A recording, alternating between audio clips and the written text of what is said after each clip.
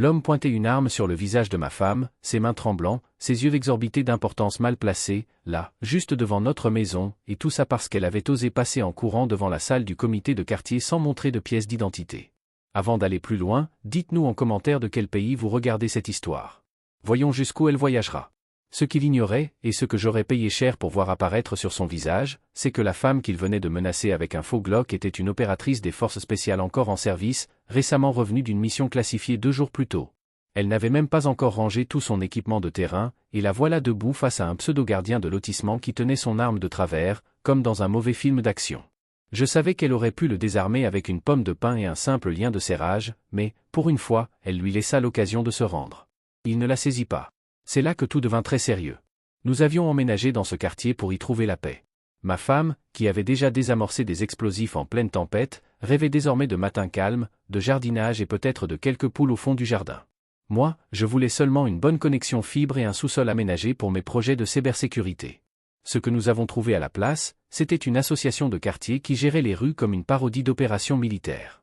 Ils s'appelaient eux-mêmes la division sécurité résidentielle, DSR pour faire court. 4 voiturettes électriques noires mat stationnaient devant leur local, chacune avec des lettres blanches peintes sur le côté. Certaines avaient même des gyrophares bleus fixés au toit avec des colliers de serrage. Elles ressemblaient à des unités du raid, si le raid roulait en voiturette avec des porte-gobelets et des autocollants de nains de jardin. Au début, je croyais à une plaisanterie de voisinage. Puis j'ai compris qu'ils étaient très sérieux. La présidente, Karine Broussard, s'était présentée dès le premier jour avec des badges plastifiés et 3 classeurs à pince. Son sourire figé hurlait. Personne ne m'a jamais contredit de ma vie.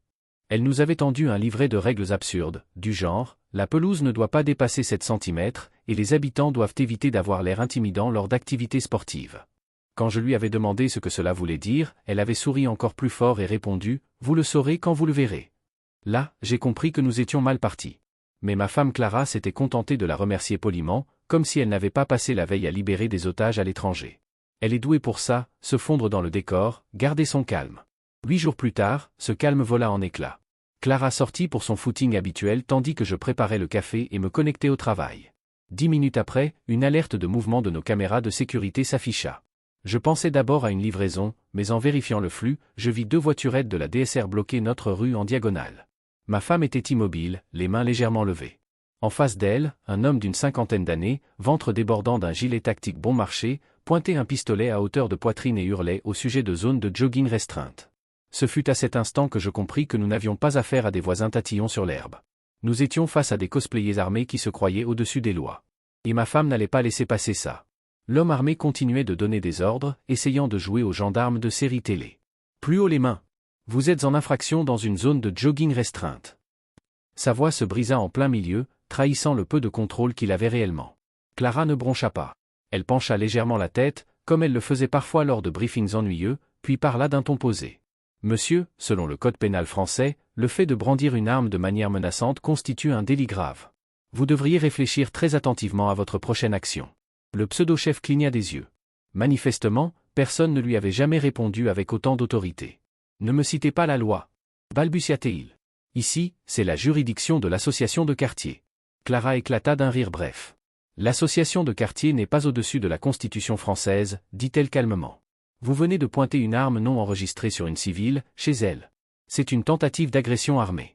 2 autres hommes, affublés de gilets tactiques de pacotille, se tenaient de chaque côté. Ils brandissaient des matraques achetées sans doute sur Internet et semblaient hésiter entre l'épauler ou fuir. C'est à ce moment que je sortis par la porte d'entrée, mon mug de café encore à la main. Messieurs, dis-je, c'est votre dernière chance de partir avant que les choses ne dégénèrent. Le chef tourna brusquement la tête vers moi. Ne vous mêlez pas de ça, monsieur. C'est une action officielle de la division sécurité résidentielle. Clara esquissa un sourire en coin. Officielle ? Demanda-t-elle. Puis, dans un seul mouvement fluide, elle passa à l'action. Je l'avais déjà vue s'entraîner. Je l'avais déjà vue neutraliser des hommes 2 fois plus massifs qu'elle en un battement de cils. Mais voir ça se dérouler dans notre propre jardin était une autre histoire. Elle fit un pas de côté, saisit le poignet de l'homme, tordit sa main, et en moins d'une seconde, l'arme vola sur le bitume. De son autre main, elle le repoussa d'un coup sec, le projetant contre l'un de ses acolytes. Tous 2 s'écroulèrent dans l'herbe. Le troisième, visiblement plus téméraire ou plus stupide, fonça sur elle avec sa matraque levée. Clara s'accroupit, balaya ses jambes et l'immobilisa au sol, un genou appuyé légèrement dans son dos. Elle ne transpirait même pas. Pendant ce temps, le chef se tenait le poignet, gémissant. « Vous me l'avez cassé. Clara s'agenouilla à côté de lui, son visage à quelques centimètres du sien. Non, murmura-t-elle. Si je l'avais cassé, vous ne pourriez même plus le tenir. Considérez ça comme un avertissement. Déjà, les voisins se pressaient aux fenêtres et sur leur balcon, téléphone à la main, filmant chaque seconde. Une femme porta la main à sa bouche en haletant. Une autre chuchota. C'est l'équipe de Karine ? Et Karine Broussard, justement, apparut à ce moment-là. Elle traversa la rue d'un pas sec, sa visière et son inséparable clipboard à la main, hurlant. Arrêtez-la. Elle a agressé mes agents. Vous êtes tous témoins. Clara se redressa tranquillement, époussetant ses mains, puis fixa Karine droit dans les yeux. Vos agents ? Dit-elle. Madame, ils sont surtout sur le point de devenir des prévenus. Et c'est à ce moment précis que les vraies sirènes se firent entendre. 2 voitures de gendarmerie déboulèrent dans la rue, gyrophares allumés, dispersant la foule de voisins ébahis. Les gendarmes descendirent, mains posées sur leurs ceinturons, leurs regards se posant aussitôt sur la scène pathétique, 3 hommes en tenue dépareillée étalés dans l'herbe, l'un gémissant sur son poignet, un autre coincé sous le genou de ma femme. « Lâchez vos armes !» cria l'un des gendarmes. « C'est déjà fait », répondis-je en désignant le pistolet à quelques mètres de là. L'homme armé continuait de donner des ordres, essayant de jouer aux gendarmes de série télé. « Plus haut les mains ! Vous êtes en infraction dans une zone de jogging restreinte. » Sa voix se brisa en plein milieu, trahissant le peu de contrôle qu'il avait réellement. Clara ne broncha pas. Elle pencha légèrement la tête, comme elle le faisait parfois lors de briefings ennuyeux, puis parla d'un ton posé. « Monsieur, selon le code pénal français, le fait de brandir une arme de manière menaçante constitue un délit grave. Vous devriez réfléchir très attentivement à votre prochaine action. » Le pseudo-chef cligna des yeux. Manifestement, personne ne lui avait jamais répondu avec autant d'autorité. « Ne me citez pas la loi. » balbutia-t-il. « Ici, c'est la juridiction de l'association de quartier. » Clara éclata d'un rire bref. « L'association de quartier n'est pas au-dessus de la Constitution française, dit-elle calmement. Vous venez de pointer une arme non enregistrée sur une civile, chez elle. C'est une tentative d'agression armée. » 2 autres hommes, affublés de gilets tactiques de pacotille, se tenaient de chaque côté. Ils brandissaient des matraques achetées sans doute sur Internet et semblaient hésiter entre l'épauler ou fuir. C'est à ce moment que je sortis par la porte d'entrée, mon mug de café encore à la main. « Messieurs, dis-je, c'est votre dernière chance de partir avant que les choses ne dégénèrent. » Le chef tourna brusquement la tête vers moi. « Ne vous mêlez pas de ça, monsieur. C'est une action officielle de la division sécurité résidentielle. » Clara esquissa un sourire en coin. « Officielle ? » demanda-t-elle. Puis, dans un seul mouvement fluide, elle passa à l'action. Je l'avais déjà vu s'entraîner. Je l'avais déjà vu neutraliser des hommes 2 fois plus massifs qu'elle en un battement de cils. Mais voir ça se dérouler dans notre propre jardin était une autre histoire. Elle fit un pas de côté, saisit le poignet de l'homme, tordit sa main, et en moins d'une seconde, l'arme vola sur le bitume. De son autre main, elle le repoussa d'un coup sec, le projetant contre l'un de ses acolytes. Tous 2 s'écroulèrent dans l'herbe. Le troisième, visiblement plus téméraire ou plus stupide, fonça sur elle avec sa matraque levée. Clara s'accroupit, balaya ses jambes et l'immobilisa au sol, un genou appuyé légèrement dans son dos. Elle ne transpirait même pas. Pendant ce temps, le chef se tenait le poignet, gémissant. « Vous me l'avez cassé. » Clara s'agenouilla à côté de lui, son visage à quelques centimètres du sien. « Non, murmura-t-elle.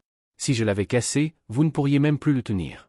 Considérez ça comme un avertissement. » Déjà, les voisins se pressaient aux fenêtres et sur leur balcon, téléphone à la main, filmant chaque seconde. Une femme porta la main à sa bouche en haletant. Une autre chuchota. « C'est l'équipe de Karine ?»